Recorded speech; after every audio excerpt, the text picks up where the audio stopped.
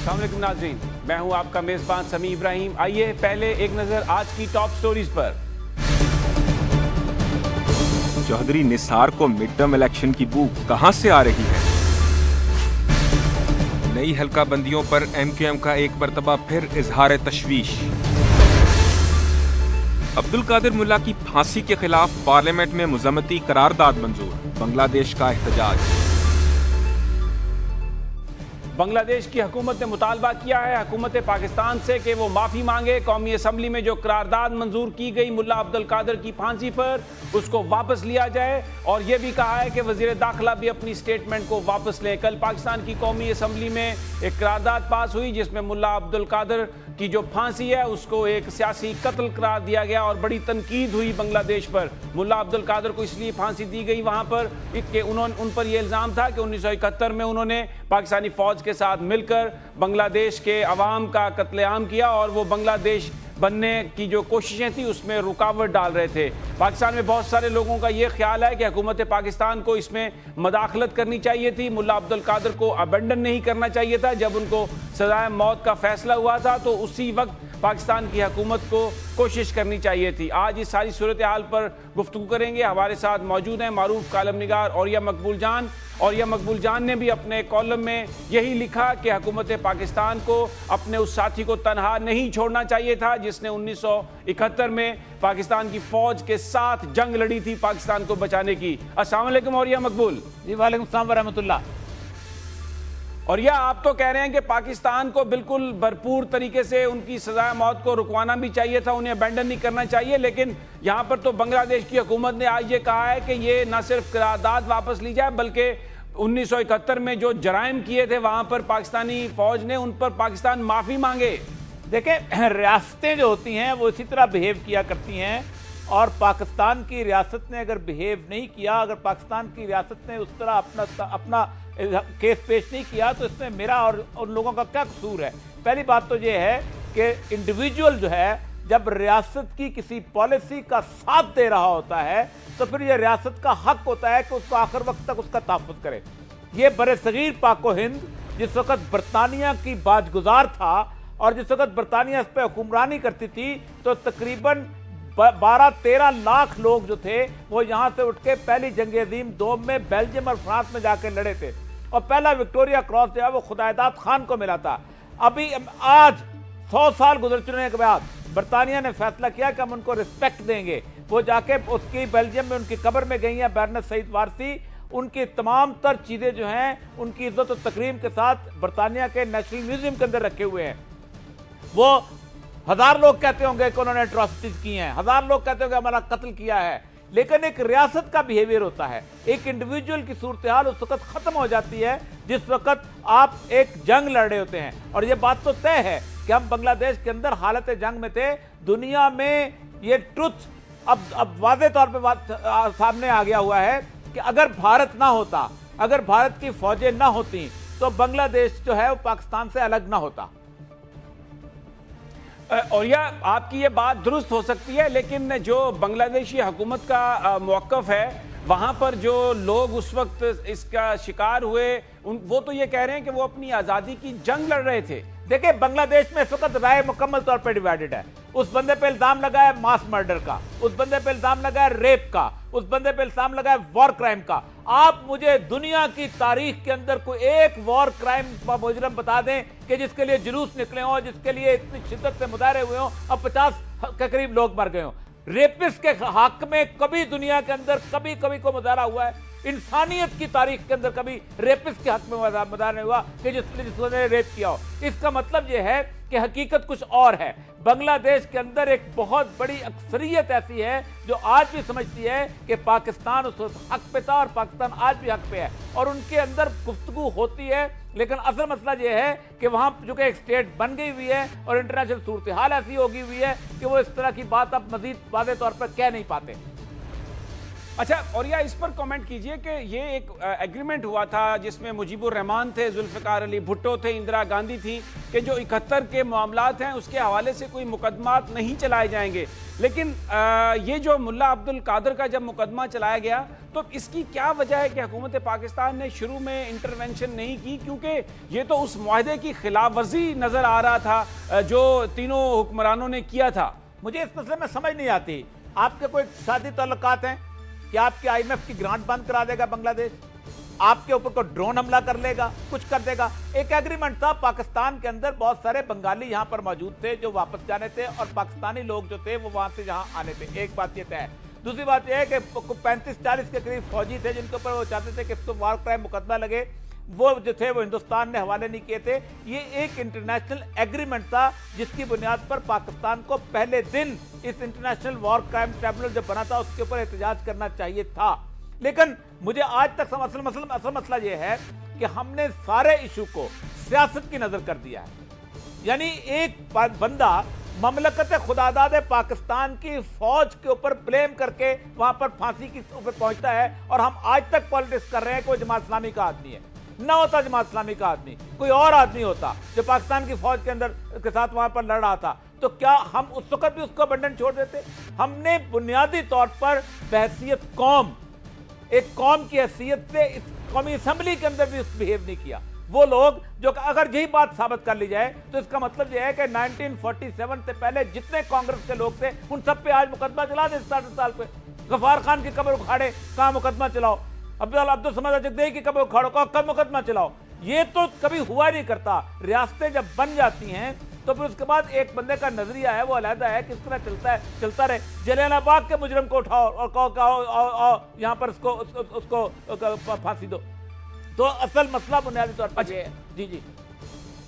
अच्छा, और ये बताइए, अब ये एक बड़ी अजीब सूरत हाल हो गई है, अपने सफीर को भी वापस बुला लिया बांग्लादेश ने और कहा है पाकिस्तान से कि वो इस करारदाद को वापस ले कौमी असेंबली की। किस तरह रिस्पॉन्स करना चाहिए, क्या रिस्पॉन्ड होना चाहिए पाकिस्तानी हुकूमत का? अब देखिए, बुनियादी तौर पर इसको बहुत बालग नजरी समझने की बात है कि हसीना वाजिद जो है वो अगले जो 4 व 5 जनवरी के जो इलेक्शन हैं उसको अवॉइड करना चाह रही है। जिस तरह मनमोहन सिंह जो है वो पाकिस्तान कार्ड खेल के जीतना चाहता है या बीजेपी पाकिस्तान कार्ड खेल के जीतना चाहती है, हसीना वाजिद भी पाकिस्तान कार्ड खेल के जीतना चाहती है। लेकिन इस वक्त जो प्रोटेस्ट हो रहे हैं बांग्लादेश के अंदर, इस तरह वो BNP और बाकी पार्टियां जितनी भी हैं वहां पर वो एक मूवमेंट चला रही हैं, उसके अंदर उनके लिए और कोई रास्ता नहीं बनता कि एक ऐसे क्राउड को अपने साथ जमा करे जिनके मफादात जो हैं या जिनकी इंक्लिनेशन जो है वो इंडिया के साथ है और एक पाकिस्तान दुश्मनी का कार्ड खेला जाए। उनको खेलने दें, कोई ऐसा फर्क नहीं पड़ता। दुनिया के अंदर बहुत सारे मुल्क हैं जो मुद्दतों एक दूसरे के खिलाफ रहे हैं। आप मुझे बताइए, शाह ईरान को पनाह दी थी अनवारुस सादात ने, वहां पर किसी मुल्क ने दी थी? तेहरान शहर के अंदर अनवारुस सादात को के कातिल के नाम पे बहुत बड़ी सड़क बनाई गई थी। मुद्दतों मिस्र और ईरान के तल्लुकात आपस में कशीदा रहे, क्या वो दोनों मुल्क जो है सफाई हस्ती से मिट गए? आपको गैरत दिखानी चाहिए, आपको इज्जत दिखानी चाहिए, आपको हुर्मत दिखानी चाहिए। उसकी एक वजह है, इसलिए कि कल खुदा न खास्ता अगर स्वात के वजीरिस्तान के हवाले से कोई ऐसी पॉपुलर मूवमेंट बनती है और लोग ऊपर इलेक्शन में आ जाते हैं, तो क्या जिन लोगों ने स्वात में पाकिस्तान आर्मी का साथ दिया, वजीरिस्तान ने पाकिस्तान आर्मी का साथ दिया, उनके ऊपर वॉर क्राइम ट्रिब्यूनल आएगा? क्या जिन बलूचिस्तान में वॉर बहुत बहुत शुक्रिया। और यह मकबूल जान, बहुत इंपॉर्टेंट नुक्ता आपने बयान किया। आपका कहना है कि मुल्ला अब्दुल कादर को तनहा नहीं छोड़ना चाहिए था, सियासत नहीं होनी चाहिए थी। वो एक पाकिस्तानी थे जिन्होंने पाकिस्तानी फौज के साथ पाकिस्तान को जो तोड़ने की साजिशें उस वक्त की जा रही थी उनका मुकाबला किया, उनको इस तरह अबैंडन नहीं किया जाना चाहिए था। नाज़रीन, यहाँ पर वक्त हुआ एक ब्रेक का, और ब्रेक के बाद हम बात करेंगे वज़ीर दाखिला चौधरी निसार के उस बयान की जिसमें उन्होंने कहा कि उन्हें मिड टर्म इलेक्शन की बू आ रही है। इस पर हम गुफ्तगू करेंगे। हमारे साथ होंगे जनाब हारून रशीद और मजहर अब्बास, लेकिन एक ब्रेक के बाद।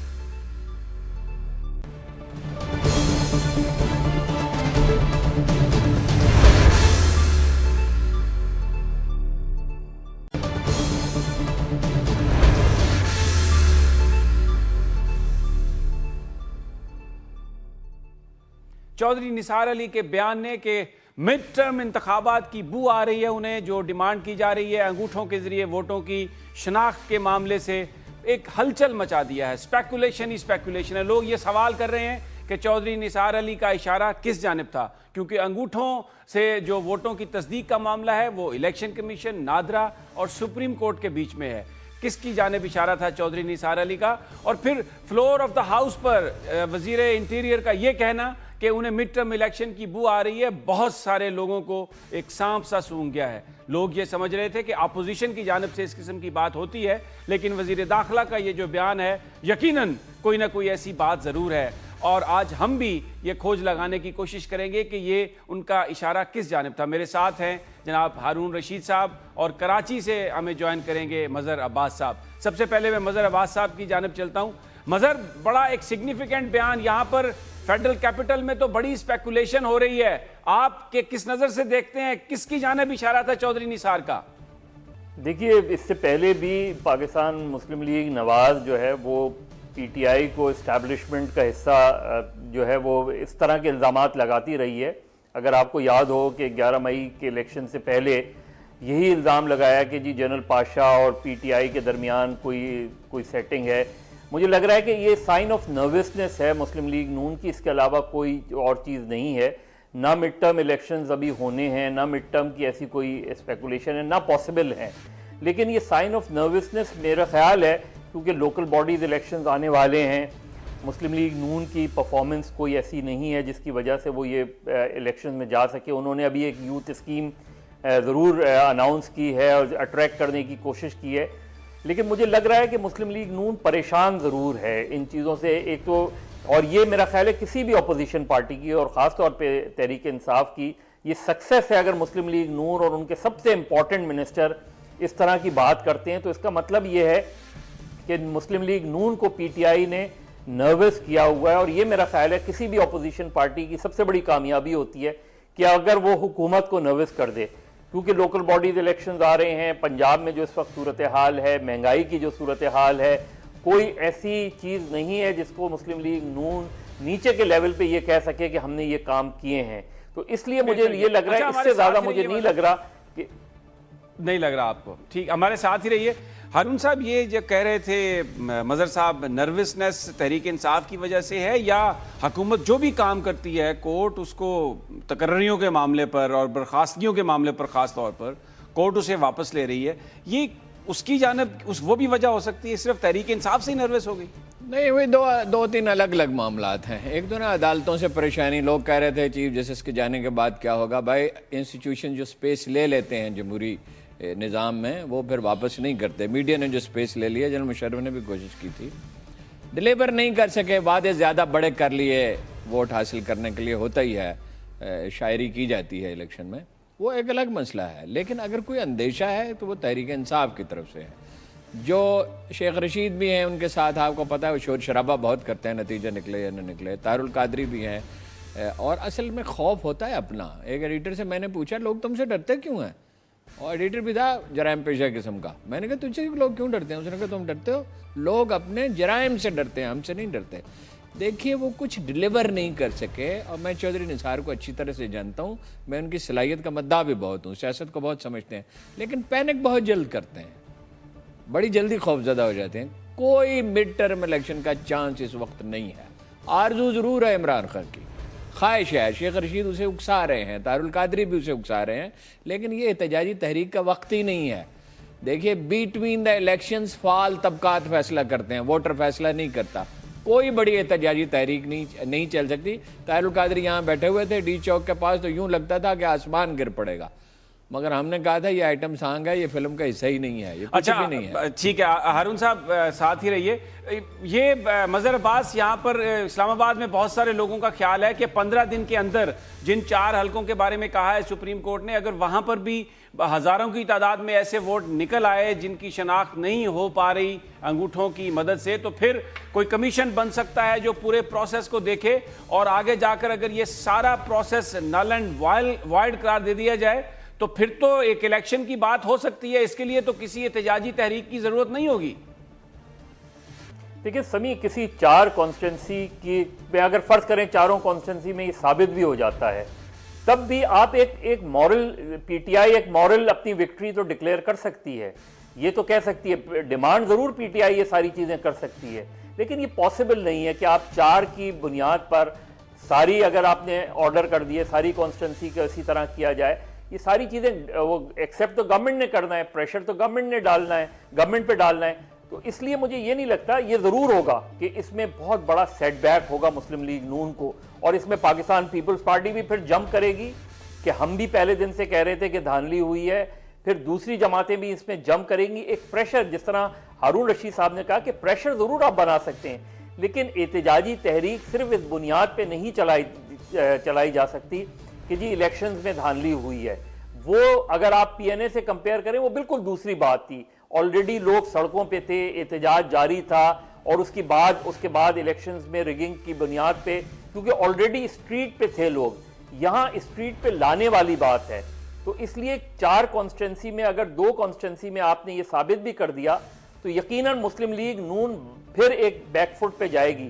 जिस तरह जो चौधरी निसार साहब ने बयान दिया, जिस तरह हारून साहब कह रहे थे कि पैनिक वाली सिचुएशन है, कभी भी गवर्नमेंट का कोई मिनिस्टर ये बयान नहीं देता कि मिड टर्म की बू आ रही है। मिड टर्म की बू आपको कहां से आ रही है? क्या एस्टेब्लिशमेंट से आपको मिड टर्म की बू आ रही है? क्या सुप्रीम कोर्ट से मिड टर्म की बू आ रही है? और किस चीज से हो सकती है? यही दो ऐसे इंस्टीट्यूशन है जहां से आप इस तरह की बात कर सकते हैं कि वहां से मैनूवरिंग हो रही है। तो फिर खुलकर सामने आए कि ऐसी बात हो रही है। मुझे ये लग रहा है कि मुस्लिम लीग नून की जो प्रॉब्लम आ रही है वो ये कि आइंदा आने वाले लोकल बॉडीज इलेक्शन में अगर पीटीआई को खातिर खा कामयाबी मिलती है, चाहे मुस्लिम लीग नून मेजॉरिटी जो है वो जगहों से जीत जाए, लेकिन अगर पीटीआई को खातिर खा सीटें मिलती हैं और खातिर खा कामयाबी मिलती है तो यकीनन ये पीटीआई की लॉन्ग टर्म पॉलिटिक्स के लिए बहुत अच्छा होगा और मुस्लिम लीग नून को बहुत ज्यादा धचका पहुंचेगा। बेसिकली उनकी नर्वसनेस इस चीज से है, बाकी मुझे कोई ऐसा नहीं लग रहा कि इवन अगर 4 कॉन्स्टिट्यूंसी में हो जाए तो उसके बाद कोई कमीशन बन जाएगा या सुप्रीम कोर्ट बाकी कॉन्स्टिट्यूंसी में ऑर्डर करेगी। मुझे कम से कम फौरी तौर पे ऐसा कुछ नहीं नजर आ रहा। ठीक है, हमारे साथ ही रहिए। मजहर तो ये कह रहे हैं कि सुप्रीम कोर्ट को ऐसा ऑर्डर नहीं देगी, लेकिन इमरान खान का तो मौक़िफ़ ये है कि 4 कॉन्स्टिट्यूंसीज वो कह ही इसलिए रहे हैं कि अगर इनमें खराबी हुई तो फिर बात आगे बढ़ेगी। तो ये कोर्ट पर प्रेशर नहीं आ जाएगा? बात तो इमरान खान आगे बढ़ाएंगे। कोर्ट पे कोई प्रेशर नहीं है। मेरी गुजारिश सुनिए, आपको होता मैं इमरान खान की रग रग से वाकिफ हूँ, हमेशा गलत वक्त पे कदम उठाता है। ये वक्त ही नहीं है। By the end of next year मुतालबा हो सकता था जब ये सब कुछ हो चुका होता। बल्दियाती इलेक्शन हो जाता है जिसमें नून लीग धांधली किए बगैर ही रहेगी नहीं, ये मैन्युफैक्चरिंग फॉल्ट है। पहली बात है, जनरल इलेक्शन में बहुत सी धांधली हुई है। कराची में एमकेएम ने किया है, देही सिंध में पीपल्स पार्टी ने किया है, पंजाब में डट के इन्होंने किया। उसके जितने शवायद आप कहें मैं आपको दे सकता हूँ। और मौलाना फजलुर रहमान का अगर इल्ज़ाम दुरुस्त मान लिया जाए तो वहाँ जो ज़्यादा ताकतवर थे उन्होंने की है, तहरीक इंसाफ ने सरहद में, वहाँ बलोच सरदारों ने भी कहीं की होगी। और देखिए जो जहाँ जितना ताकतवर है, जितनी कैपेसिटी है, वो कोशिश ज़रूर करता है।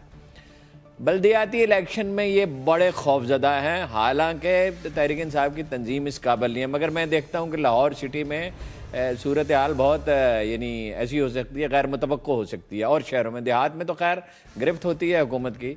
ये डरे हुए हैं तो डिलीवर नहीं कर सके, और एक इन्हें बल्दियाती इलेक्शन से खतरा नजर आता है। ये मेरे भाई ने ठीक कहा, उस वजह से ये खौफजदा है। उसका बहुत आसान तरीका है। जहाँ तक इस्टेब्लिशमेंट का ताल्लुक है, इन दोनों को हम अच्छी तरह से जानते हैं, ISI के चीफ को भी और आर्मी चीफ को भी। कोई सवाल ही पैदा नहीं होता कि वो इसमें दखल दे। अदालत भी अपनी हुदूद में रहेगी। एडवेंचरिज्म का ज़माना गुजर गया, लेकिन ये एक अदालत कह सकती है कि भाई ये जांचें जिन सीटों में है। बिल्कुल मैं एग्री करता हूँ, ये मॉरल विक्ट्री का मसला है, लेकिन उसे इलेक्शन तक ले जाना 77 में बिल्कुल एक दूसरी सूरत हाल सी। भुट्टो के मुखालफिन खौफजदा थे, अपनी जिंदगी उनकी खतरे में थी। मुझे ब्रेक लेनी है, मेरे साथ ही रहिए। एक आपने बड़ा इंपॉर्टेंट एक हारून साहब बात कर रहे हैं, और इस वक्त मामला के क्यों बयान दिया चौधरी निसार अली ने कि उन्हें मिड टर्म इलेक्शन की बू आ रही है, हुकूमत की कारकर्दगी क्या है, 6 महीने में क्या उन्होंने किया है, इस पर हम गुफ्तगू जारी रखते हैं एक मुख्तसर सी ब्रेक के बाद।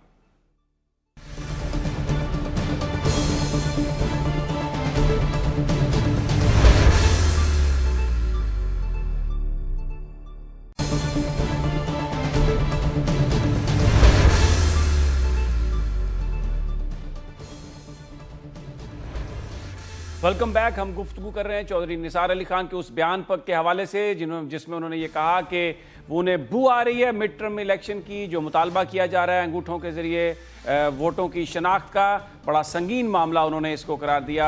हारून रशीद साहब, आप ब्रेक पर जाने से पहले 71 की सूरत हाल पर 77 की सूरत हाल एक्सप्लेन कर रहे थे। बहुत मुख्तलिफ सूरत हाल थी। भुट्टो के मुखालिफिन उनसे डरते बहुत थे, वो अपनी जिंदगियां तक खतरे में पाते थे, लोग जेलों में डाल दिए जाते थे। इस वक्त भड़ास निकालने के बेशुमार मौके हैं। ये ठीक है, इलेक्शन में धांधली हुई है कुछ न कुछ, जिसका तयन जो है वो तहकीक से होने चाहिए कि कितनी हुई है। कोई फतवा तो नहीं दे सकता इस पर, लेकिन हर आदमी अपनी बात कह सकता है। मौके हैं, फिर इमरान खान हुकूमत में शरीक हैं, पीपल्स पार्टी भी एक सूबे की उसके पास हुकूमत है। वो सूरत हाल ये नहीं है। इनका मसला क्या है? इनका प्रॉब्लम यह है कि ये कोई चीज़ डिलीवर करने की प्लानिंग नहीं करते। देखिए 2-3 जगह पे हालांकि बड़ी अच्छी कारकर्दगी है। कराची में सूरत हाल बिजनेसमैन कहता है ठीक हुई है, आम आदमी कहता है ठीक हुई है। बिजली की सूरत हाल बेहतर हुई है। अभी कीमतें बढ़ी थी तो उसको बड़ी एफिशिएंटली कंट्रोल किया गया। लेकिन ये नहीं समझते कि पायदार हिकमत अमली चाहिए होती है। पुलिस को डीपोलिटिसाइज करना है, अदालती निज़ाम को बेहतर बनाना है, मार्केट कमेटियों को एक्टिव करके अपना कीमतों को मामूल पे रखना है। मईशत की नमू के लिए ज़रूरी है कि अमन हो, इंसाफ हो और अपोजिशन के साथ कोई रब्तो ज़ब्त हो, बात हो रही हो, डायलॉग हो रहा हो। ये इंडियन फिल्म नहीं है जिसमें एक की मौत पे दूसरे की ज़िंदगी का नुकसान होता है। बात करनी चाहिए। कौमें एक कंसेंसस में जिंदा रहती हैं। पैनिक तो ये इसलिए कर रहे हैं कि इन्हें सूझ कुछ नहीं रहा, ये कन्फ्यूजन का शिकार है। इस कन्फ्यूजन से बाहर निकलें। दहशतगर्दी के मामले में, बाकी चीज़ों के मामले में अपनी प्रायोरिटीज तय करें, अपोजिशन से बात करें। वरना बीच में ये मौलवी फजलुर रहमान, मैं माफ़ी चाहता हूँ, मौलवी फजलुर रहमान, परवेज रशीद, शेख रशीद, ताहिरुल कादरी, वरना इस तरह के किरदार उभरेंगे और फसाद फैलेगा। नहीं, आप कह रहे हैं कि दहशतगर्दी के हवाले से कन्फ्यूजन। आज जो कमेटी की मीटिंग हुई है उसमें तो बिल्कुल ये वाज़े तौर पर बाद में कहा गया कि हुकूमत जो है वो डिटरमन है, मुज़ाकरात किए जाएंगे, कोई फोर्स लास्ट रिजॉर्ट के तौर पर है। तो कन्फ्यूजन तो कहीं नजर नहीं आ रहा। भाई ये पोजीशन ऑफ वीकनेस से मुज़ाकरात कर रहे हैं, वो कमज़ोर पड़ रहे हैं सारे कबायली इलाकों में। आपस में उनके इख्तलाफात पैदा हो चुके हैं, उनकी अब अपनी कोई डायरेक्शन रही नहीं है। ये कोई क्लैरिटी नहीं हो, डरते भी बहुत है उनसे। क्लैरिटी अगर हो, यकसुई अगर हो, देखिए मुज़ाकरात को तो कौम ने फैसला कर लिया, उनको इजाज़त दे दी, उस पर हमें कोई एतराज़ नहीं है। ओपन एंडेड मुज़ाकरात कौन से होते हैं जी? उसका कोई हदफ मुकर्रर करें, पॉलिसी तय करें, लाइंस तय करें कि ये दस्तूर की हुदूद में होंगे, ये होगा, इतने। ठीक है, मैं मजर आपसे ये जानना चाहूंगा कि हारून रशीद साहब तो कह रहे हैं कि हुकूमत ने बहुत सारे मामलात में डिलीवर भी किया है, इसलिए कोई बहुत ज्यादा इतना उनको नर्वस होने की भी जरूरत नहीं। और दहशतगर्दी के खिलाफ जो पॉलिसी है उसमें भी वो कह रहे हैं कोई कंफ्यूजन नहीं, क्योंकि आज फिर उन्होंने कहा है दिफाई कमेटी ने, हमारी कौमी सलामती कमेटी ने, कि जनाब बिल्कुल मुज़ाकरात होंगे तालिबान के साथ, कोई फोर्स अभी नहीं इस्तेमाल की जा रही, वो तो लास्ट रिजॉर्ट होगा। देखिए समी, असल में जो प्रॉब्लम कहाँ है, ये 4 कॉन्स्टिट्यूंसीज कौन सी हैं, ये बड़ी इंपॉर्टेंट बात है कि क्यों इमरान खान ने इन 4 कॉन्स्टिट्यूंसीज को पिक किया। ये वो कॉन्स्टिट्यूंसीज हैं जो जिसको लाहौर को मुस्लिम लीग नून अपना किला कहती है। फर्ज करें अयाज सादिक की सीट पे ये साबित हो जाता है, नवाज शरीफ की सीट पे ये साबित हो जाता है, ख्वाजा साद रफीक की सीट पे ये साबित हो जाता है, तो उसके बाद मुस्लिम लीग नून की जो मॉरल स्टैंडिंग है वो कहाँ रहेगी? अगर उनके प्राइम मिनिस्टर की सीट पे ये क्वेश्चन हो जाता है, उनके स्पीकर की सीट पे ये क्वेश्चन हो जाता है, उनके एक अहम वजीर की सीट पे ये क्वेश्चन हो जाता है, तो लाहौर अगर उनसे हिल जाता है और लाहौर में ये बात साबित हो जाती है तो जाहिर है मुस्लिम लीग नून बहुत पीछे चली जाएगी सियासी तौर पे। ये बड़ा एक जो 4 कॉन्स्टिट्यूंसी को पिन पॉइंट किया जा रहा है, उसकी रीजन ही यही है, क्योंकि अगर आपके किले को वो फतह कर लेते हैं, आपके किले में वो साबित कर देते हैं कि आपने धांधली की थी, तो फिर ये कहना और ये उनको मुस्लिम लीग पीटीआई के लिए ये कहना बहुत आसान होगा पाकिस्तान भर में कि ये साबित हो गया है कि मुस्लिम लीग नून की जो इस वक्त विक्ट्री है वो सारी फ्रॉड है। दूसरी बात ये कि देखें, मैंने अभी बहुत से बैंक से चेक किया है, वो कान पकड़ रहे हैं ये जो यूथ स्कीम लेकर आ रहे हैं, और ये बिल्कुल वही होगा जिस तरह येलो कैब स्कीम में हुआ, ये बिल्कुल वही होगा जिस तरह बेनजीर इनकम सपोर्ट प्रोग्राम में हुआ। अभी से नेशनल बैंक्स के अंदर बाकायदा परसेंटेज लगनी शुरू हो गई है। 10%, अगर आपकी डॉक्यूमेंट ठीक है तो 10%, वरना अगर डॉक्यूमेंट में गड़बड़ है तो 20%। ये एक बड़ा फ्रॉड साबित होगा। फिर इस वक्त इलेक्शन किस वक्त हो रहे हैं, जब गैस का बड़ा शदीद मसला है ऑलरेडी जो है प्रॉब्लम्स हैं लोगों को गैस की, सीएनजी का मसला शदीद से शदीद होता जा रहा है, आप कोई ऑल्टरनेट पेश नहीं कर रहे हो उनको, तो ये ऐसी सिचुएशन है कि जिसमें जब लोकल बॉडीज में ये जाएंगे तो इन्हें प्रॉब्लम होगी। इसी वजह से ये नर्वस हैं, और सबसे ज्यादा नर्वस इस वजह से हैं क्योंकि लाहौर की कॉन्स्टिट्यूंसी क्वेश्चन हो रही है। ये बड़ी इंपॉर्टेंट बात कही हारून साहब मजहर ने कि लाहौर, यानी अगर उन कॉन्स्टिट्यूएंसीज में जो नून की, तो फिर ठीक कहा। और एक बात मैं कहता हूँ, साद रफीक हार गए थे, याद सादक हार गए थे जहां तक हमारी मालूमात है, बाकी तो देखिए फोरम फैसला करता है। याद सादक कैसे जीत सकते हैं? जीता कौन? नजम सेठी का दोस्त शफकत महमूद, वो जीत रहा है। इमरान खान के नीचे उनका एमपीए जीत गया जो काफ लीग से आया था, जरा अंदाजा कीजिए। मेरे अंदाजे में तो ये हारे हुए, और साद रफीक 20-25 हज़ार वोटों से हारा हुआ। मैं बिल्कुल एग्री करता हूँ, वहां से क्राइसिस शुरू होगा, फिर उसकी डायमेंशन क्या होगी ये मैं नहीं कह सकता, कबल वक्त प्रिडिक्ट करना मुश्किल होता है। अगर ये होशमंद लोग हैं तो इन सब हकायक को सामने रखते हुए इन्हें कोई हिकमत अमली तश्कील देनी चाहिए। जब मेरे घर तशरीफ़ लाए एक दफ़ा शहबाज शरीफ और चौधरी अपना निसार अली खान, तो मैंने इनसे गुजारिश की थी, आप बड़ी गलती कर रहे हैं, आप इमरान खान को अंडर एस्टिमेट कर रहे हैं। आप अच्छा, एक मुझे जवाब दें, उससे बात करें, वक्त कम है, सिर्फ एक लाइनर मुझे बताएं। आप कह रहे हैं इमरान को अंडर एस्टिमेट न करें, 22 दिसंबर को जलसा कैसा होगा, एहतजाज कैसा होगा तहरीक इंसाफ का लाहौर में? अच्छा होगा, कोई सुनामी वगैरह नहीं होगा, और मैं उस जलसे से किसी चीज़ का फैसला नहीं होगा। वो अपने कारकुनों को मुतहर्रिक रखना चाहता है, और ये अच्छी है उसकी स्ट्रेटेजी। अगर उसकी असल ज़रूरत तंजीम नौ है पार्टी की, सिर्फ मुतहर्रिक रखना कारकुनों को नहीं है। लेकिन इसी तरह जहांगीर तरीन का जो हल्का, मैं माफी चाहता हूँ, जहांगीर तरीन जीता हुआ था, मुझे कोई डाउट नहीं जो कुछ मैंने पता किया। मजहर, आप क्या कहते हैं, लाहौर का जलसा कैसा होगा, एहतजाज कैसा होगा तहरीक इंसाफ का?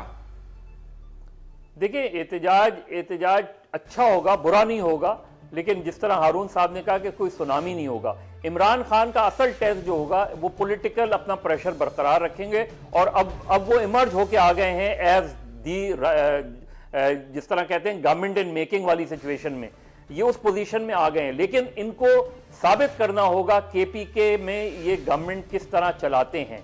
लोग अभी नहीं, लेकिन बहुत शुक्रिया मजहर अब्बास साहब, हारून रशीद साहब आपका भी बहुत शुक्रिया। बहुत अहम मामला, और ये देखना बहुत जरूरी है इमरान खान के लिए भी कि अपना वो जो प्रेशर है, अपना जो कद काट है, वो उसको किस तरह से सस्टेन करते हैं। इस बात पर कंसेंसस नजर आ रहा है कि लाहौर में एहतजाज भरपूर अंदाज में कर सकेगी तहरीक इंसाफ। और नाज़रीन, यहां पर हम लेते हैं एक ब्रेक।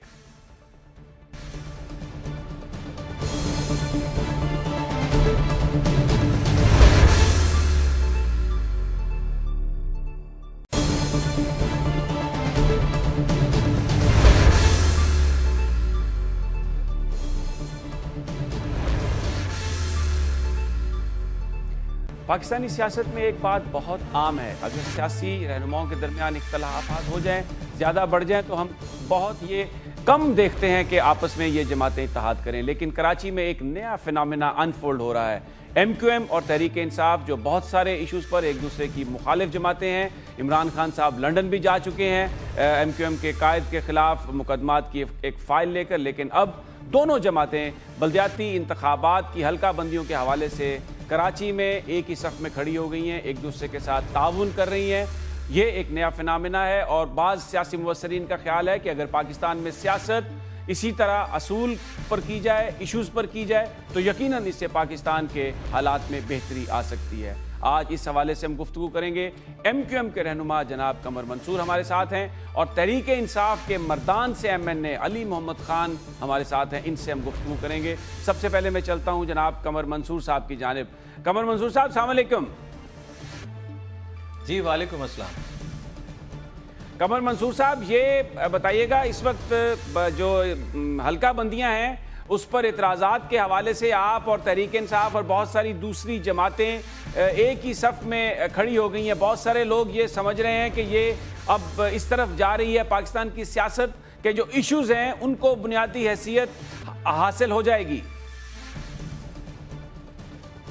देखें, मतलब एक अच्छी चीज़ है, और जमहूरी मुल्कों में इसी तरह होता है, एक दूसरे की अहमियत को और एक दूसरे के मैंडेट को तस्लीम किया जाता है, और मुल्क की सलामती के लिए, मुल्क की यकजहती के लिए, मुल्क की वहदत के लिए मुश्तरका एजेंडे पर काम किया जाता है।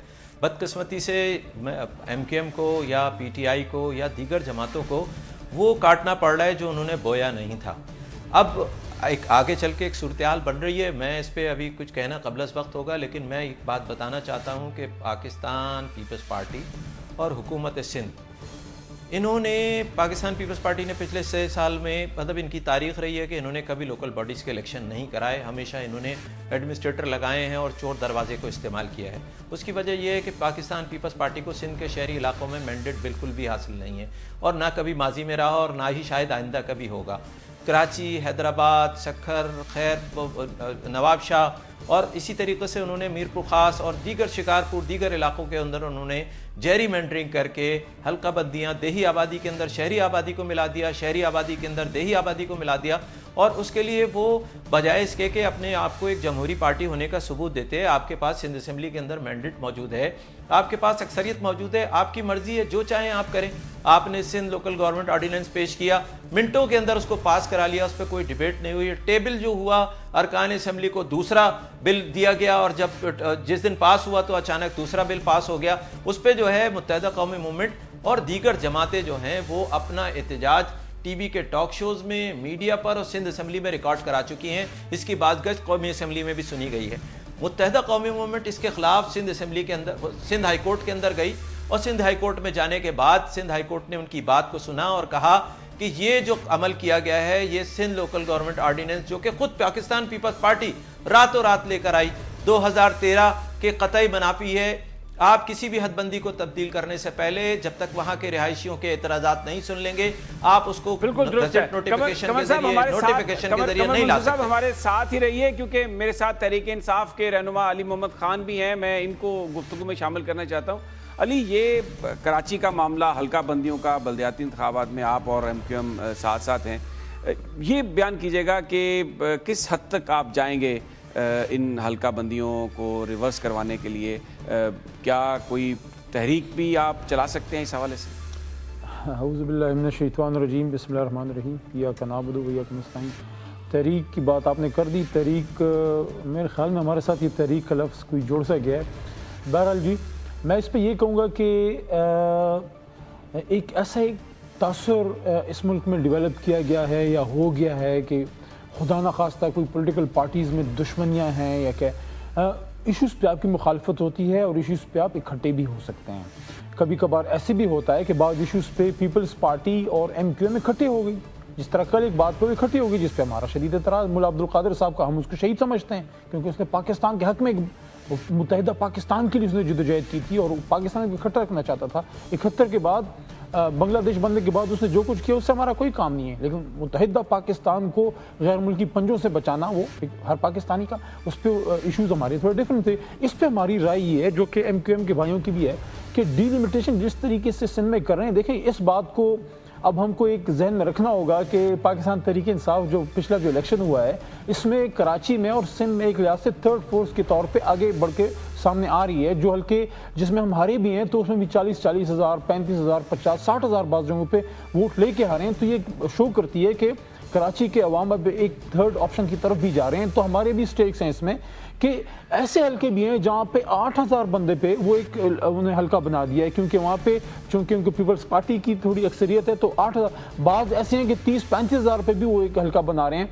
तो what they are doing is कि वो सिंध को अपने हाथ में रखना चाह रहे हैं। जो एक चीज़ जिसको मैं कंडेम करता हूँ, देखें पाकिस्तान पाकिस्तानियों का है, सिंध सिंधियों का है, कराची कराची वालों का। ये जो एक कल्चर है कि एक पार्टी एक सूबे पे अपना एक कंट्रोल कि भाई मैं सिंध कार्ड तो लाजमन इस्तेमाल करूंगा या मैं कराची, देखें ये ठीक नहीं है। आप अवाम को अपने ऑप्शंस दें, अवाम को अपने जो आपका प्रोग्राम है वो दें, बताएं भैया पाकिस्तान के लिए क्या करना चाहते हैं, लेट देम डिसाइड। आप ना डिसाइड करें कि भाई ये मेरा इलाका, ये उसका इलाका। तो ये जो कल्चर इस तरह का डेवलप है, तो इसके खिलाफ हम इस इशू पे बिल्कुल MQM की भी ये राय है और हमारी भी ये राय है कि भाई इसको आप जबरदस्ती ना करें। देखें इतने अरसे बाद पाकिस्तान को एक जमहूरियत की तरफ हम लेके जा रहे हैं, तो बुनियादी जमहूरियत अगर आप लाना ही चाहते हैं, जो जमहूरियत की बुनियादी एक तीसरा बेसिक टियर है जो लोकल गवर्नमेंट है, अगर इस तरीके से आप लोकल गवर्नमेंट लाएंगे तो फिर से बेहतर है कि ना लाएं। अच्छा कमर, आप ये बताइए, मैंने इनसे भी पूछा किस हद तक आप जाएंगे, क्योंकि अगर हल्का बंदियां ठीक नहीं है और इस तरीके से वोटों को काट पीट दिया गया है, तो वो तो नतायज हमें पता है क्या आएंगे। तो इस चीज को रोकने के लिए किस हद तक जाएंगे आप? देखिए, मैं इसमें थोड़ा सा, ये मेरे भाई ने जो वजाहत की है, सिर्फ एक जुमला इसमें ऐड करना चाहता हूँ। यह है कि कराची म्यूनसिपल कॉरपोरेशन के अंदर उन्होंने ऐसा रखा है कि जहाँ उनके हल्के नहीं है वहाँ 40 से 50 हज़ार की आबादी को उन्होंने फोकस किया है, और जहां उनके हिमायती रहते हैं एक ऐसी यूनियन काउंसिल भी है कराची में जिसके सिर्फ 1200 वोटर है। यानी कि पाकिस्तान पीपल्स पार्टी जो है वो अपना मेयर लाने के लिए नाजायज़ और गैर कानूनी हथकंडे इस्तेमाल कर रही है और सिंध के शहरी अवाम के साथ सरासर नाइंसाफ़ी कर रही है। ताकत से, इख्तियार से गैर आइनी हथकंडे इस्तेमाल करके सिंध के शहरी इलाकों को एहतजाज पर मजबूर किया जा रहा है। अब आपको बात बताऊं, बिल्ली थैले से बाहर आ गई है। सिंध के एक वजीर हैं मंजूर वसान साहब, उन्होंने कहा कि जनाब पाकिस्तान पीपल्स पार्टी का मेयर आएगा। अब शमी भाई आप खुद अंदाजा लगा लीजिए, पाकिस्तान के अवाम अंदाजा लगा लें कि एक ऐसी जमात जिसका कोई तारीख नहीं है कि उन्होंने कभी लोकल बॉडीज के इलेक्शन कराए हो, मगर वो इस तरह की बात कर रहे हैं। तो इससे तो यही है कि कराची में एमक्यूएम के खिलाफ ऑपरेशन चल रहा है। आज भी हमारे यूनिट और सेक्टर ऑफिस पर छापे मारे जा रहे हैं। हमारी जो सियासी वर्किंग फोर्स है उसको क्रिमिनल और टारगेट किलर बना के टीवी पे पेश किया जा रहा है, मीडिया पे हमारा ट्रायल हो रहा है। आज हैदराबाद के अवाम ने जब इन हल्का बंदियों के खिलाफ एहतजाज किया तो फौरन ही वजीर आला सिंध के तर्जुमान का बयान आ गया कि जनाब हैदराबाद और दीगर जगहों पे भी ऑपरेशन को वुसअत दी जाए, और उन्होंने कानून नाफिज करने वाले इदारों को हुक्म दिया कि जी आप हैदराबाद में भी ऑपरेशन करें। देखें आप ये किस तरह का काला कानून है। आप जो है आप लोगों को उकसा रहे हैं, सिंध के शहरी अवाम के साथ 6 साल आपने ज्यादती की, आप लोगों को रोडों पर आने के लिए उकसा रहे हैं। अगर आपको किसी ने वोट दिया है ना, आपके पास अक्सरियत तो मुत्तहिदा कौमी मूवमेंट को भी वोट दिया है, दीगर जमातों को भी वोट दिया है, लेकिन अगर आप गैर कानूनी हथकंडे इस्तेमाल करके गजट नोटिफिकेशन, एक डिप्टी कमिश्नर को यह इख्तियार कैसे हासिल हो गया कि वो शहरी आबादी को दही कर दे और दही को शहरी कर दे। तो ये हमने माजी में भी नाइंसाफियां की और हमने लोगों को उनके हुकूक नहीं दिए। आज हमारे सामने कल ही 16 तारीख गुजरी है, हमने बंगालियों को काट के अलहदा कर दिया, कायदे आजम के पाकिस्तान को 2 लाख कर दिया, लेकिन उनको उनके हुकूक नहीं दिए। आज भी आप उसी रास्ते पर, क्योंकि वक्त मेरे पास कम है, आपका बैलेट पॉइंट और आ भी गया बड़ी वजाहत से। अली मोहम्मद खान साहब आपका भी बहुत शुक्रिया। एमक्यूएम का कहना था कि वो बिल्कुल ये इस किस्म की जो गैर आइनी और गैर कानूनी चीज़ें हैं उनकी इजाज़त नहीं देंगे। कोई एक पार्टी अपनी मर्जी से अपने कायदीन को मुसल्लत नहीं कर सकती सूबे पे या शहर पर। नाज़रीन, ये था आज का प्रोग्राम। कल फिर आपसे मुलाकात होगी टॉप स्टोरी में नई खबरों के साथ, नए एनालिसिस के साथ। तब तक इजाज़त दीजिए। अल्लाह हाफिज़।